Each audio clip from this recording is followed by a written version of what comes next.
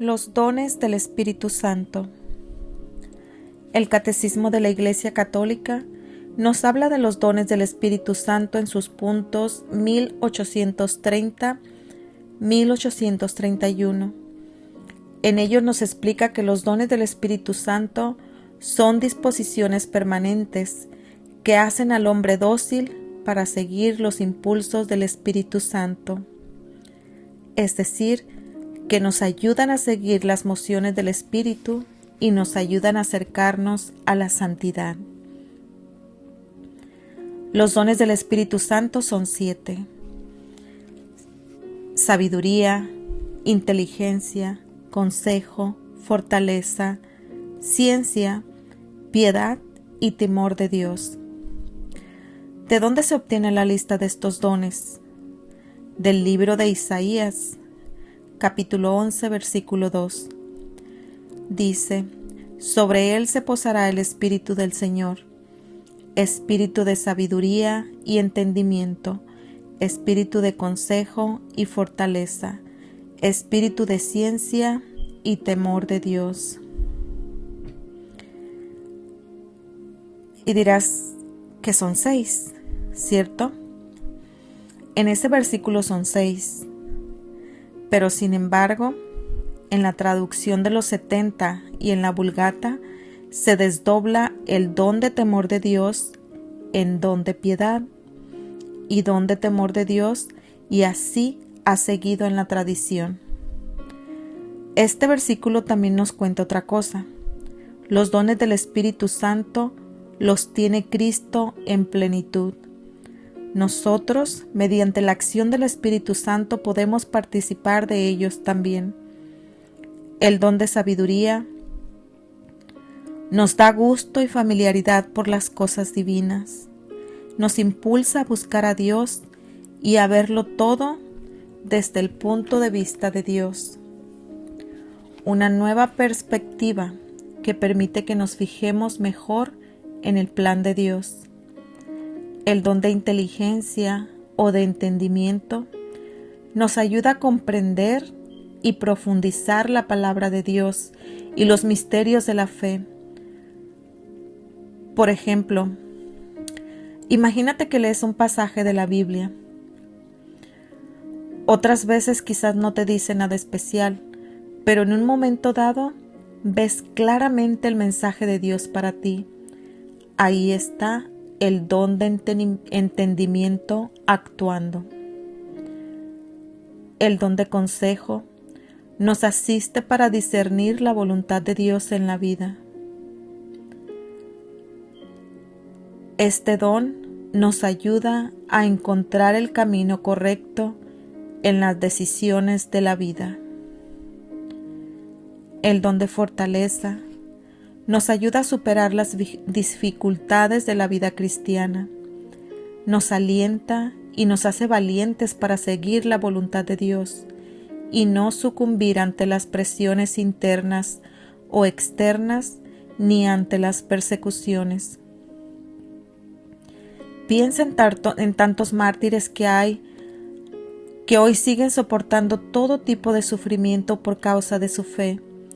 Piensa en los profetas del Antiguo Testamento, cómo hablaban en nombre de Dios a pesar de que sus palabras no siempre eran bien recibidas por aquellos a los que estaban destinados. Pues bien, como bautizado, tú también eres profeta. Tú también estás llamado a ser fiel a la palabra, pase lo que pase. El don de fortaleza te ayudará a ello. El don de ciencia nos da a conocer el verdadero valor de las criaturas en su relación con Dios. Es decir, pone las cosas en su sitio, ayudándonos a poner el fin de nuestra vida en Dios y no en las criaturas, que se nos muestran como un rastro de Dios, una imagen suya. Nos da un mayor entendimiento de Dios y de los seres creados, dándonos a entender la infinita distancia entre creador y creado, y lo terrible que es el pecado, y nos anima y nos empuja a ir hacia Dios con más ganas. El don de piedad nos ayuda a tener un amor filial a Dios, nuestro Padre. Eso implica que vemos a los demás como hermanos. Por tanto, los trataremos como tales. Además, nos lleva a tener confianza en Dios, como el niño pequeño tiene confianza absoluta en su Padre. El don de temor de Dios ha sido a veces malinterpretado. No se trata de tener miedo a Dios, en absoluto. Dios no quiere que le tengamos miedo, más bien es temer a ofenderlo, como el niño que no quiere ofender a su padre. Nos ayuda a apartarnos de las ocasiones de pecado, a ser humildes ante nuestra debilidad y a buscar cumplir la voluntad de Dios en nuestra vida en todo momento. Los frutos del Espíritu Santo. El punto 1832 del Catecismo de la Iglesia Católica nos define los frutos del Espíritu Santo como perfecciones que forma en nosotros el Espíritu Santo como primicias de la gloria eterna. La tradición de la Iglesia enumera 12: caridad, gozo, paz, paciencia, longanimidad, bondad, benignidad, mansedumbre, fidelidad, modestia, continencia, castidad. Es decir, el Espíritu Santo nos da sus dones, y esos dones, junto a la práctica de las virtudes por parte del cristiano, producen esos frutos. El primer fruto y raíz de todos los demás es la caridad, el amor a Dios y al prójimo, comunicado por el mismo Dios, de forma que damos lo que hemos recibido antes. Dios es amor y por este fruto participamos de ese ser de Dios. El gozo es una consecuencia natural de la caridad. No se trata de una alegría tontorrona y superficial, sino de una felicidad interior profunda que se mantiene incluso en los momentos de grandes dificultades. Al habitar Dios en el alma, transmite ese gozo que nace de la confianza del Señor, y esa felicidad hace que también busquemos la felicidad de los demás. La paz es la perfección del gozo, porque implica el goce del amado, de Dios mismo, la alegría perfecta de quien se entrega por completo a Dios. La paciencia permite mantenerse firme y animado ante las luchas y dificultades cotidianas, ayudando a superar la tristeza y evitando por tanto los resentimientos y la amargura. A la longanimidad también la podemos llamar perseverancia. Permite seguir adelante, esperando que se cumplan los designios de Dios cuando parece que no se van a cumplir.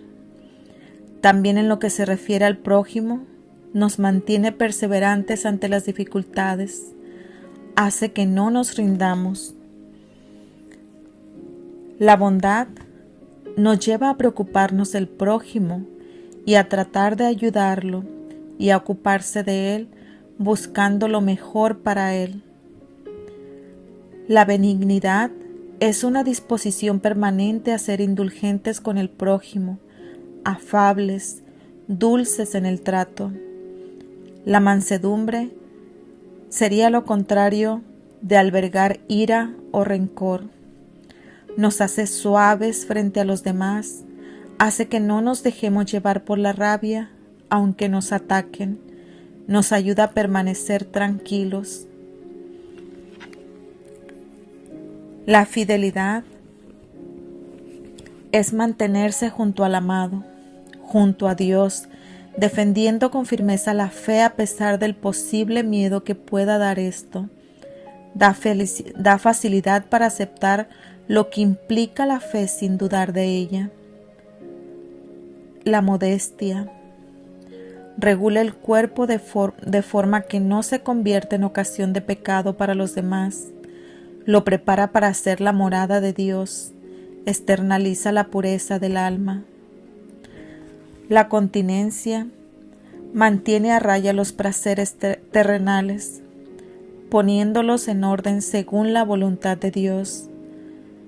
Mediante la continencia, nos conquistamos a nosotros mismos, no dejándonos llevar por nuestras pasiones, como la comida o la bebida, tanto por exceso como por defecto. La castidad es vivir la sexualidad de forma verdaderamente libre y ordenada a su fin, no dejándose llevar por egoísmos ni ansias de posesión. No se trata de la represión de la sexualidad, ni de tenerle miedo, sino de su vivencia desde la verdad y el amor según nuestro estado. No es lo mismo la castidad en el matrimonio que para un soltero o para un consagrado.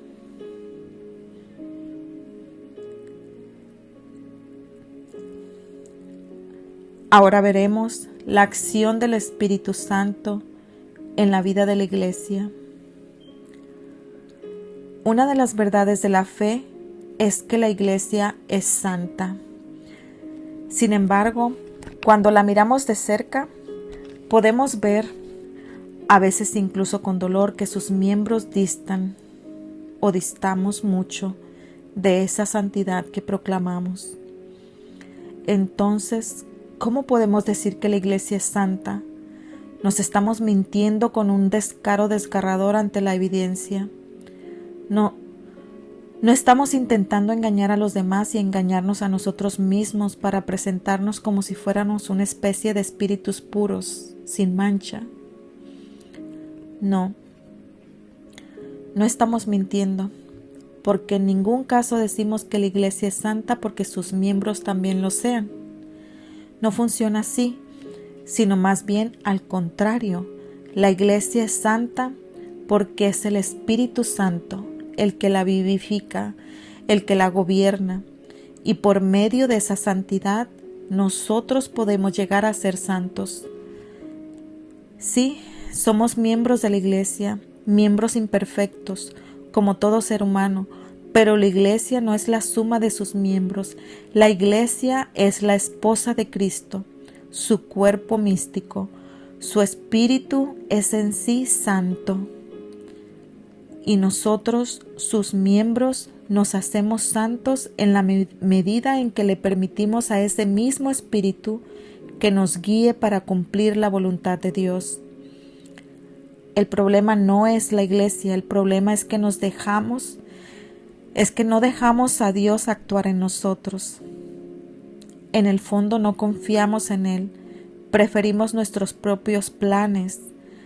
Pero cuando leemos la vida de cualquier santo, no podemos evitar darnos cuenta de que ellos sí confiaban en Dios, sí aceptaban su voluntad, no solo la aceptaban, sino que la quisieron, fuera lo que fuera. Después de eso, nos miramos a nosotros y comparamos y vemos lo lejos que estamos todavía, aunque en realidad no estamos tan lejos. Lo mismo. El mismo espíritu que vivifica a la Iglesia, el mismo espíritu que ayudaba y sigue ayudando a los mártires a mantenerse firmes en la fe, el mismo espíritu que llevó a San Ignacio de Loyola, a Santa Teresa de Calcuta, a San Francisco de Asís, a San Juan Pablo II, a todos los santos a moverse según el plan de Dios, es el espíritu que habita en ti cuando estás en gracia. El mismo espíritu. Si eso no es como para ser optimista, no veo que puede serlo. ¿No crees? El Espíritu Santo que labró a tantos grandes santos puede hacer maravillas en ti si tú te lo permites. la Iglesia y su gran movimiento evangelizador, vocación que Cristo le encomienda o nos encomienda en Mateo 28:19, ir pues y hacer discípulos a todos los pueblos. Y el Paráclito le lleva incesantemente a cumplir, empezando en Pentecostés, sacando a los discípulos de donde estaban, para actuar ante toda la multitud como testigos de Cristo muerto y resucitado. Y ese movimiento es el mismo que sigue hoy en la Iglesia, igual de vigente, igual de nuevo, igual de antiguo. Esa vocación es común a todos los que formamos el cuerpo de Cristo. Con nuestras vidas, guiados por el Espíritu Santo, debemos llevar el Evangelio a todo el mundo. Junto con todas las pequeñas o grandes obras y palabras del día a día, todo acto hecho por amor a Dios tiene un valor eterno, por pequeño que nos parezca, y esos actos evangelizan, sin duda alguna. El Espíritu de la verdad dio a los discípulos las palabras que necesitaban y la forma en las que sus oyentes las pudieran entender. Que nosotros también confiemos en Él lo suficiente como para dejarnos guiar por el Espíritu Santo, sin miedo ni respetos humanos.